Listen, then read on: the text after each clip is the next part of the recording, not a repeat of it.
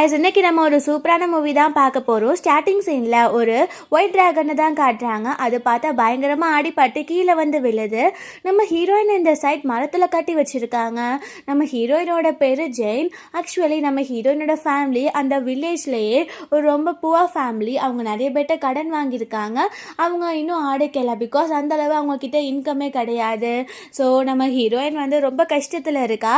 அப்போது பார்த்தா அந்த கடன் கொடுத்தவங்க இவங்களை பிடிக்காதவங்க எல்லாரும் கேங்கப் ஆகி நம்ம ஹீரோயினை அடித்து இந்த மாதிரி மரத்தில் தொங்க விட்டுருக்காங்க. நம்ம ஹீரோயினோட அடிப்பட்டதுல இருந்தெல்லாம் பிளட்டாக வந்துட்டுருக்கு. அதெல்லாம் வந்து தரையில் விழும்போது அந்த ஒயிட் டிராகன் அங்கே தான் இருக்குது. அது அந்த பிளட்டை லிக் பண்ண உடனே அது உடம்புல இருக்க எல்லா காயமே ஆறி போய் அது அங்கேருந்து பறந்து போயிடுது. இதெல்லாம் பார்க்கும்போது நம்ம ஹீரோயினுக்கு நம்ம பார்க்குறதுலாம் உண்மை தானே, நம்ம என்ன பார்த்துட்ருக்கோம், ஒரு ஒயிட் டிராகன் வந்து நம்ம ரத்தத்தை குடிச்சிச்சா, நம்ம ரத்தத்தை குடிச்சா அது உடம்புல இருக்க எல்லா காயுமே ஆறி போச்சா, இது என்ன நடக்குது அப்படின்னு சொல்லிட்டு அவள் எல்லாம் யோசித்துட்டு இருக்கா. அதுக்கப்புறம் அவள் எப்படியோ ட்ரை பண்ணி அந்த கயிறமே கழட்டி அவள் தன்னை விட வச்சுக்கிறா. ஸோ வீட்டுக்கு போய் பார்த்தா அவள் பிரதர் அவளோட அம்மா அப்பா எல்லாத்தையுமே அங்கே அடித்து போட்டு எல்லாருமே இறந்தும் போயிட்டாங்க. நம்ம ஹீரோயின்கிட்டே இவங்களை விட்டால் வேறு எந்த ஒரு ரிலேஷனும் கிடையாது இந்த வேர்ல்டுலேயே. அவள் இந்த மாதிரி ரொம்ப அழுதுட்டு இருக்கும்போது அந்த கெட்ட பீப்புளெலாம் இருப்பாங்கள்ல, அவங்களாம் வந்து நம்ம ஹீரோயினை இழுத்துட்டு போயிட்டு இருக்காங்க. அவள் சொல்கிறா, ப்ளீஸ் நான் வந்து தப்பு பண்ணிட்டேன், அவங்கக்கிட்டலாம் நான் கண்டிப்பாக கடன் வாங்கியிருக்க கூடாது தான், பட் எங்ககிட்ட அவ்வளோ இன்கம் இல்லை, நீங்கள் ஏன் இந்த மாதிரி பண்ணுங்க, என் பேரண்ட்ஸை ஏன் கொன்னீங்க அப்படின்ட்டு அவள் அவங்கக்கிட்ட ரொம்ப கெஞ்சுறா. பட் அவங்க எல்லாம் நம்ம ஹீரோயின் பேசுறது கேட்குற மாதிரியே இல்லை. அவங்க அவளை கொண்டு போய் அடைச்சி வச்சு அவளை அடித்து கொடுமைப்படுத்துகிறாங்க. அதுக்கப்புறம் நம்ம ஹீரோயின் வந்து அப்படியே டேஸ் போயிட்டு இருக்குது. 3 years லேட்டர் காட்டுறாங்க. நம்ம ஹீரோயின் வந்து மெயின் சிட்டிக்கு வந்துடுறா. ஆக்சுவலி அங்கே தான் ராஜாலாம் வாழ்கிறாங்க. ஸோ அந்த இடத்துக்கு வந்துடுறா. ராஜாவோட பேலஸ்லேயே அவள் ஒர்க் பண்ணலாம் அப்படின்ட்டு அவள் அங்கேருந்து தப்பிச்சு தான் வந்திருக்கா. இப்போது அவள் மட்டும்தான் இருக்கா. ஸோ அவளை நல்லா பார்த்துக்கணும் அப்படின்ட்டு அந்த பேலஸில் ஒரு சர்வெண்ட்டாக தான் ஒர்க் பண்ணிகிட்டு இருக்கா. நம்ம ஹீரோயினை பொறுத்தளவு அவள் எல்லா ஒர்க்கையும் கரெக்டாக முடிக்கணும், அவளுக்கும் ஒரு பர்சனை மேரேஜ் பண்ணணும், ஒரு ஃபேமிலியாக இருக்கணும் அப்படின்னு சொல்லிட்டு அவளுக்கு ஆசை. பட் அவகிட்ட அவளை பார்த்துக்கிற அளவு மட்டும்தான் பணம் இருக்குது. ஸோ தன்னை மாதிரி ஒரு சர்வெண்ட்டை யாரை லவ் பண்ணி மேரேஜ் பண்ணிப்பா. ஸோ அவள் அந்த ஐடியாவே அப்படியே விட்டுட்டு அவள் லைஃப்பை எப்படி போதோ அந்த மாதிரியே லீட் பண்ணிட்டு இருக்கா. அங்கே பேலஸ்லேயே எல்லா சர்வெண்ட்டை விட நம்ம ஹீரோயின் தான் ரொம்ப நல்லா ஒர்க் பண்ணுவாள். ஸோ அதனாலே அங்கே இருக்க எல்லாருமே இவகிட்டே நிறைய வேலையை கொடுக்குறாங்க. அதுவும் இல்லாமல் அவகிட்ட ஓவர் பர்டன் ஆகுற மாதிரி வேலையும் கொடுக்குறாங்க. பட் சம்பளம் எல்லாருக்கும் கிடைக்கிற மாதிரி தான் இருக்குது. நம்ம ஹீரோயின் இந்த மாதிரியே அங்கே பேலஸில் ஒர்க் பண்ணி தன்னோட வாழ்க்கையை லீட் பண்ணிட்டு இருக்கா. அங்கே பார்த்தா அந்த பேலஸில் இருக்க ராஜா பேர் ஃபூஷங்சி. ஆக்சுவலி நம்ம ராஜா தான் நம்ம ஹீரோ. அவன் ரொம்ப நல்லவன், எல்லாருக்கும் நல்லது பண்ணணும் அப்படின்னு சொல்லிட்டு மட்டும்தான் நினைப்பான். அவன் ஒரு நாள் பார்த்தா ஒரு பார்ட்டி மாதிரி போயிட்டு வந்து ரொம்பவே ட்ரிங்க் பண்ணிடுறான். ஆக்சுவலி நம்ம ஹீரோவை நம்ம ஹீரோயினுக்கு ரொம்ப பிடிக்கும். பட் இருந்தாலும் அவங்க ஸ்டேட்டஸ் ஒன்றும் ஈக்குவல் இல்லைல்ல. ஸோ அவள் அதை ஒன்றும் பெருசாக அவன் மனசுக்கு கொண்டு போய்க்கல. அன்றைக்கி ஒரு நாள் பார்த்தா அவன் ரொம்ப ட்ரிங்க் பண்ணிட்டு வந்துடுறான்ல. நம்ம ஹீரோயினை உள்ளே கூப்பிட்றான், என்னோட ரூமை வந்து கொஞ்சம் க்ளீன் பண்ணணும், ஸோ கொஞ்சம் க்ளீன் பண்ணிட்டு போகிறீங்களா அப்படின்னு. அவன் ஸ்டேபிளாக இல்லை அப்படின்னு நம்ம ஹீரோயினுக்கு புரியுது.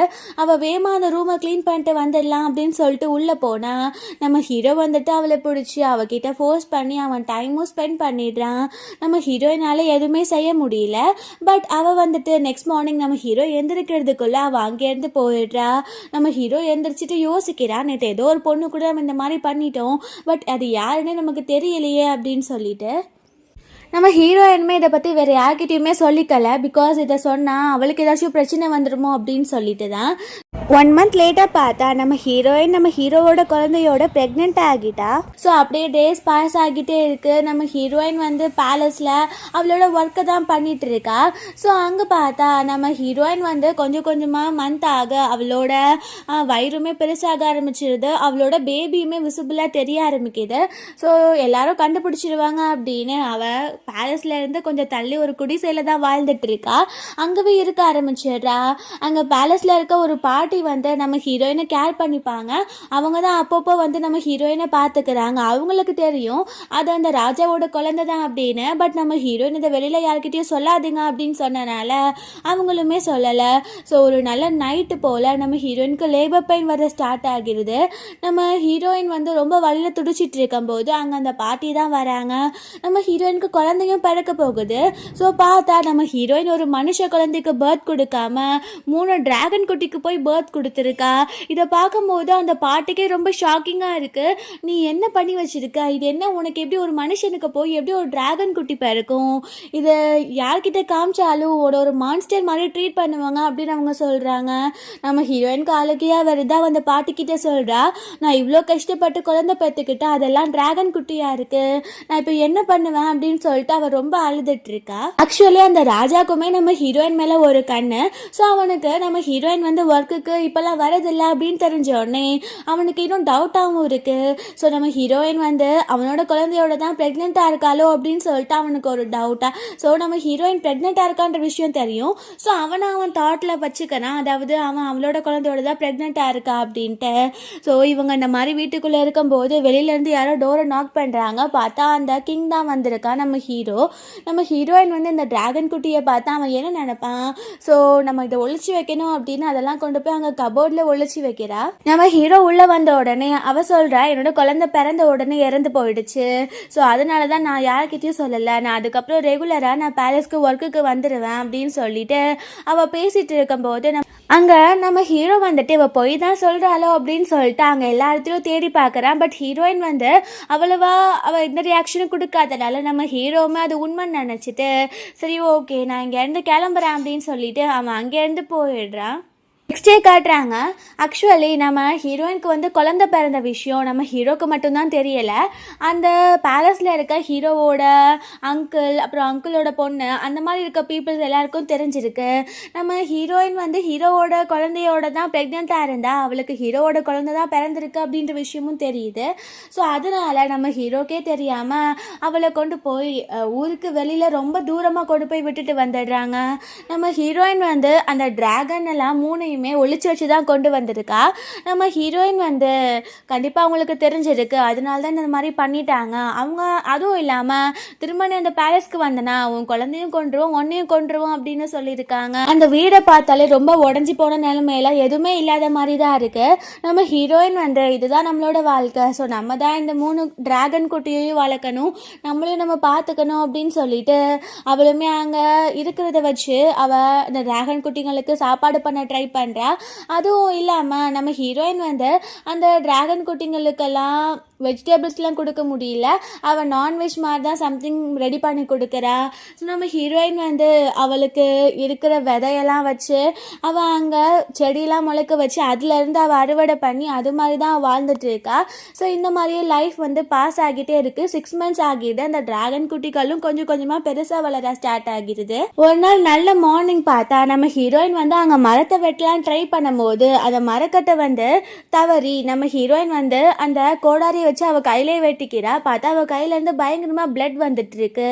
அப்போ ஒரு டிராகன் பக்கத்தில் வந்து அந்த பிளட்டை லிக் பண்ணி உடனே அது ஒரு அழகான 6 மாத குழந்தையா மாறிடுது. நம்ம ஹீரோயினுக்கு பயங்கரமான ஷாக்கிங்காக இருக்கு. அப்போது இது டிராகனாகவும் மாறும், ஒரு மனுஷனாகவும் மாறுமா, நான் என்ன இது கனவா அப்படின்னு சொல்லிட்டு அவள் ரொம்ப திங்க் பண்ணுறா. அதை அந்த குழந்தைய கொண்டு போய் உள்ளவும் வச்சிடுறா. நெக்ஸ்ட் அதே மாதிரி மிச்சம் 2 டிராகனையும் பண்ணால் அதுவுமே குழந்தையா தானே மாறும் அப்படின்னு சொல்லிட்டு அவள் ரத்தத்தை வந்து அந்த டிராகன்ஸ்க்கு கொடுக்குறா. ஸோ 2மே ஒரு அழகான சின்ன குழந்தையா மாறிடுது. நம்ம ஹீரோயின் வந்து இவங்க எல்லாருக்குமே சூப்பர் நேச்சுரல் பவர்ஸ் இருக்குது, இவங்க டிராகனாகவும் இருப்பாங்க மனுஷனாகவும் இருப்பாங்க போல் அப்படின்னு சொல்லிட்டு நம்ம ஹீரோயின் அவங்கள ரொம்ப நல்லா வளர்க்குறா. 3 பேருமே நல்லா வளர்ந்து ஒரு 4 வயசு குழந்தையாக மாறிடுறாங்க. ஸோ எல்லாத்துக்குமே அவங்க வந்துட்டு நல்லா ஒர்க் பண்ணுவாங்க, நல்லா நிறைய ஆர்ட்ஸ்லாம் கற்றுக்குறாங்க. நம்ம ஹீரோயின் வந்து அவங்க 3 பேர்த்தையுமே ஒரு தைரியசாலியாக தான் வளர்த்துட்ருக்கா. நம்ம ஹீரோயின் வீட்டெல்லாம் வேலையை பார்த்துக்கிட்டா அவளுக்கு எதாவது தேவைன்னா இவங்க 3 பேரும் தான் போய் மார்க்கெட்டில் இருந்து எல்லா திங்ஸையும் வாங்கிட்டு வருவாங்க. ஸோ அந்த மாதிரி தான் நம்ம ஹீரோயின் வந்து அந்த குழந்தைங்க கூட சேர்ந்து லைஃப்பை லீட் பண்ணிகிட்டு இருக்கா. ஸோ அன்றைக்கி ஒரு நாள் பார்த்தா நம்ம ஹீரோயின் வந்து மார்க்கெட்டு அனுப்பி விட்டுருக்கா. பார்த்தா அந்த 3 பேருமே சாயங்காலம் ஆகிடுச்சு, இன்னும் வரைக்கும் வரல. நம்ம ஹீரோயின் பயந்துட்டு என் குழந்தைங்களை யாரோ பிடிச்சிட்டாங்களோ, ஒருவேளை பேலஸில் இருக்க ராஜாவோட அங்கிள் ஃபேமிலிக்கு இதை பற்றி தெரிஞ்சு போச்சோ அப்படின்னு அவளுக்கு என்னென்னமோ தாட் போயிட்டுருக்கு. அங்கே பார்த்தா தூரத்தில் 3 பேர் நடந்து வர மாதிரி இருக்குது. அந்த 3 குட்டிங்க தான். ஸோ அந்த 3 பேருமே வந்துட்டு அவங்க அம்மா கிட்ட, அம்மா இன்னைக்கு நாங்கள் மார்க்கெட்லேருந்து என்ன தெரியுமா கொண்டு வந்திருக்கோம், இந்த ஜேட் பெண்டன்ட்டை பாருங்க அப்படின்னு சொல்லிட்டு நம்ம ஹீரோயின் கிட்ட கொடுக்குறாங்க. அந்த ஜேட் பெண்டன்ட்டை பார்த்தோன்னே ஹீரோயினுக்கு ஷாக் ஆகுது. பிகாஸ் அது நம்ம ஹீரோவோட ஜேட் பெண்டன்ட் தான். அவன் நம்ம ஹீரோ கூட இருக்கும் போது அந்த ஜேட் பெண்டன்ட்டை அவன் போட்டிருக்க மாதிரி பார்த்துருந்துருக்கா. ஸோ இதையே நீங்கள் எடுத்துகிட்டு வந்தீங்க அப்படின்னு சொல்லும்போது அந்த 3 குட்டி பேர் அப்போ அந்த 3 பேரும் சொல்கிறாங்க, அம்மா இதை விற்றா நம்மளுக்கு நிறைய காசு கிடைக்கும்ல, அதனால தான் நாங்கள் கொண்டு வந்தோம், இது கீழே கிடந்துச்சு அதனால் நாங்கள் எடுத்துகிட்டு வந்துட்டோம், யாருக்குமே தெரியாது அப்படின்னு சொல்லிட்டு இருக்காங்க. நம்ம ஹீரோயின் வந்து இனிமேல் எது கீழே கிடந்தாலும் எடுத்துகிட்டு வரக்கூடாது, நம்மளுக்கு தேவையானதை மட்டும் நம்ம வச்சு வாழலாம் அப்படின்னு, அதை விற்றா கண்டிப்பாக கண்டுபிடிச்சிருவாங்க, அப்புறம் இவங்க தான் திருடுறாங்கன்னு சொல்லிடுவாங்க அப்படின்னு நம்ம ஹீரோயின் அதை விற்கிற ஐடியாலாம் இல்லை, அவள் அதை வீட்டுக்குள்ளே கொண்டு போய் வச்சிடலாம் அப்படின்னு சொல்லிட்டு தான் இருக்கா. எல்லாருமே அங்கே இருக்கும் போது பார்த்தா நிறைய பிளாக் கலர் ட்ரெஸ் போட்ட சிப்பாய்கள் மாதிரி இருக்காங்க. அவங்களாம் வந்து ஹீரோயினை சுற்றி வளைக்கிறாங்க. அந்த 3 குழந்தையும் வேகமாக ஓடி போய் அங்கே விறகு கட்டைக்குள்ளே ஒளிஞ்சுக்கிறாங்க. இங்கே நம்ம ஹீரோயின், யார் நீங்களா, நீங்கள் ஏன் தேவையில்லாமல் வந்து என்ன டார்ச்சர் பண்ணுறீங்க அப்படின்னு கேட்கும்போது அந்த டோர் ஓப்பன் ஆகுது. அது வழியாக நம்ம ஹீரோ வரான். பின்னாடியே ஒருத்தி வர. ஆக்சுவலாக அது அந்த அங்கிளோட பொண்ணு. அவளுக்கு நம்ம ஹீரோ மேரேஜ் பண்ணிக்கணும்னு ஆசை. அவளோட பேர் டாங்ஸி. நம்ம ஹீரோ வந்துட்டு, என்னோட ஜேட் பெண்டன்ட் உன்கிட்ட எப்படி வந்துச்சு, அப்போ நீ தான் திருடுனியா அப்படின்னு கேட்கும்போது நம்ம ஹீரோயின் சொல்கிறா, நான் ஒன்றும் திருடலை, இது யாருதுன்னே தெரியாத, நான் மார்க்கெட் போகும்போது கீழே கிடந்துச்சு, ஸோ நான் எடுத்துகிட்டு வந்துட்டேன் அப்படின்னும் போது நம்ம ஹீரோ சொல்கிறா, இந்த ஜேட் பெண்டன்ட் என்னோடது தான், இதை நீ எடுத்துகிட்டு வந்தனால தான், இதை தேடி தான் நாங்கள் நம்ம ஹீரோயின் சொல்கிறா, உங்களோட ஜேட் பெண்டன்ட் வேணும்னா இங்கேருந்து எடுத்துகிட்டு போங்க, இங்கே வந்து என்னோட லைஃப்பை கெடுக்காதீங்க, இங்கேருந்து ப்ளீஸ் போங்க அப்படின்னு சொல்கிறா. ஸோ அந்த ஜேட் பெண்டன்ட்டை வாங்கிட்டு அந்த ராஜாவும் போயிடுறாரு. ஆக்சுவலி நம்ம ஹீரோக்கு வந்து ஹீரோயினை பார்க்கணுன்னு இருந்திருக்கு, அதனால தான் வந்திருக்கான். அவன் இன்னுமே ஒரு நம்பிக்கையில் இருந்திருக்கான், நம்ம ஹீரோயின் கிட்ட ஹீரோவோட குழந்தை இருக்குது அப்படின்னு. பட் இங்கே எந்த ஒரு குழந்தையும் இல்லாதனால அவன் அங்கேருந்து போயிடுறான். ஸோ கூட அந்த டாங்ஸியுமே தனியாக வந்து ஒரு நாள் நம்ம ஹீரோயினை வந்து ஏதாச்சும் பண்ணணும் அப்படின்றதா இருக்கா. பிகாஸ் அந்த டாங்ஸிக்கு தெரியும் நம்ம ஹீரோயினுக்கு குழந்தை இருக்கா அப்படின்னு. ஸோ அவள் அங்கேருந்து நம்ம ஹீரோ கூட சேர்ந்து போயிடுறா.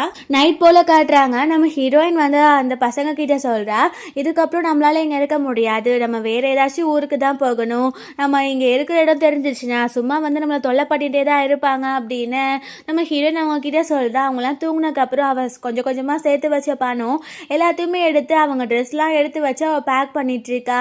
நெக்ஸ்ட் மார்னிங் காட்டுறாங்க. ஏர்லியாகவே அவங்க எல்லாருமே சேர்ந்து அங்கேருந்து கிளம்புறாங்க. அந்த டோர் ஓப்பன் பண்ண முன்னாடி நிறைய சிப்பாய்களும் அந்த டாங்ஸியும் இருக்காங்க.